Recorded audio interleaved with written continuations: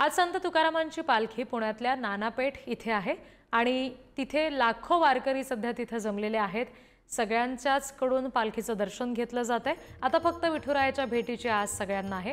ही दृश्य आपण बघतो। संत तुकाराम महाराजांची पालखी ही पुण्याच्या नानापेठेत आहे। तिथे वारकऱ्यांची सोय सुद्धा खाण्यापिण्याची व्यवस्थित केली जाते आणि तिथूनच आढावा घेतलेला आहे।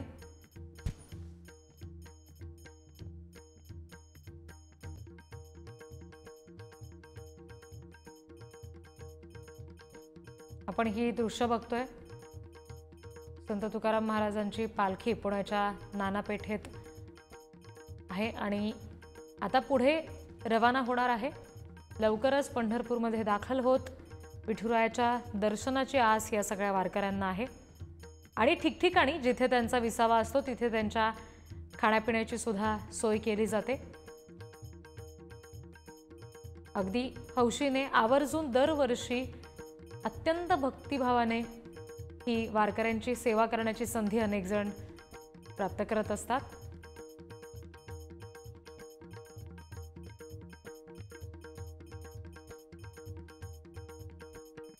ज्ञानोबांची आणि तुकारामांची पालखी आज पुण्यामध्ये आहे। तिथून पुढे प्रस्थान ठेवणार आहे। थोड्याच वेळात या दोन्ही पालख्या इथून प्रस्थान ठेवतील।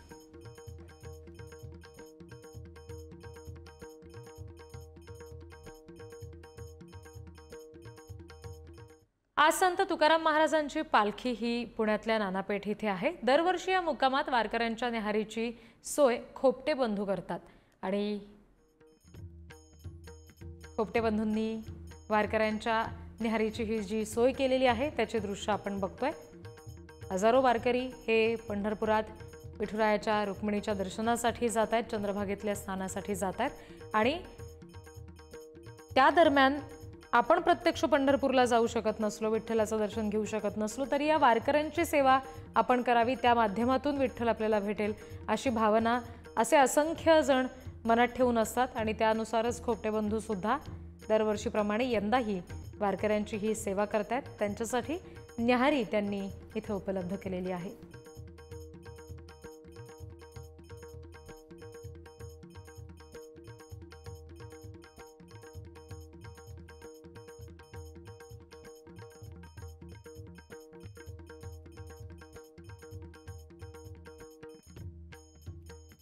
आमचे प्रतिनिधी सुजित काळंगे हे या वारीसोबतच आहेत, वारीतून चालतात। या पालखीमध्ये सगळा हा जो सोहळा आहे त्याच्यामध्ये ते सुद्धा सहभागी आहेत।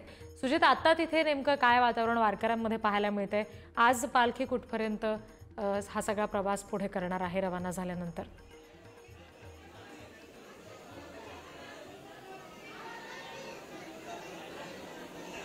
आपण बघू शकतो की या ठिकाणी आपण बघू शकतो की या ठिकाणी नानापेठेमध्ये प्रचंड मोठ्या स्वरूपामध्ये वारकरी एकत्र आलेले आहेत। हे सगळे जे वारकरी आहेत ते वारकरी अगदी सकाळी 5 वाजल्यापासून या ठिकाणी दर्शन घेण्यासाठी एकत्र येत आहेत। ही सगळी मंडळी वर्षानुवर्ष या ठिकाणी पुण्यात पालखी आल्यानंतर या ठिकाणी येत असते।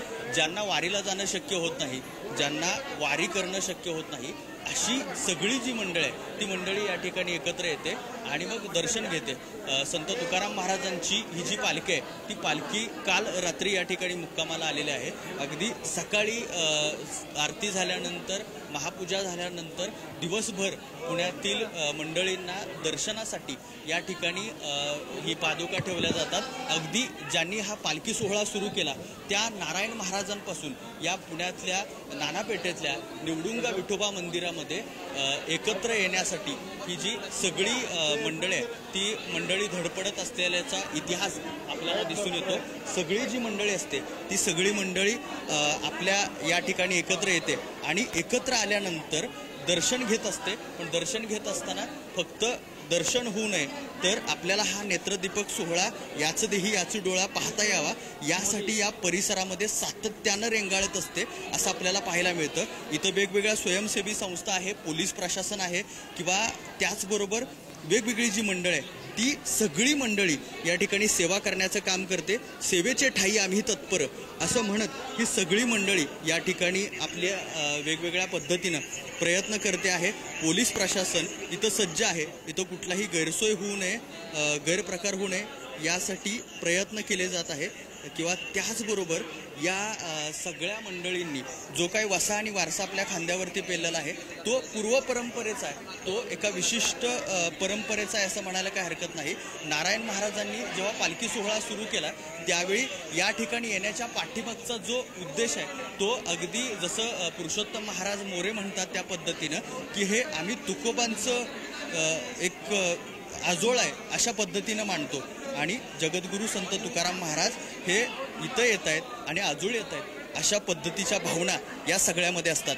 रिद्धी जी, त्यामुळे सुजित आता वेळोवेळी दिवसभरात जसं पालखी पुढे प्रस्थान ठेवेल तेव्हा पुढचे तपशील तुमच्याकडून घेऊ. सध्या धन्यवाद दिलेल्या या माहितीसाठी.